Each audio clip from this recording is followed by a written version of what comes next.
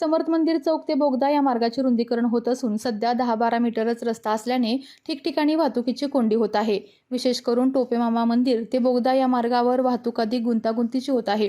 अतिक्रमणे आणि जीर्ण झालेल्या इमारती धोकादायक झाल्या असून त्यातच रुंदीकरण करणंही आवश्यक झाल्याने पालिकेच्या शहर नियोजन विभागाने संबंधित 52 मिळकतदार तसेच अतिक्रमणधारकांना कारवाईचा इशारा तसेच नोटिसा दिल्या होत्या। मात्र याकडे दुर्लक्ष केल्याने संबंधित मिळकतदारांना पालिकेने दणका दिला। पहिल्या टप्प्यात स्वतःहून अतिक्रमणे काढून घेऊन काही जणांनी सहकार्य केले, मात्र त्यानंतर विरोध होऊ लागल्याने पालिका प्रशासनाने पोलीस बंदोबस्त घेऊन अतिक्रमण विरोधी मोहीम सुरू केली। सोमवारी झालेल्या कारवाईत पालिकेने 20 मिळकती जमीनदोस्त केल्या। आज पुन्हा जोमात ही कारवाई सकाळपासून सुरू झाली। यावेळेस काही मिळकतदारांनी विरोध केला।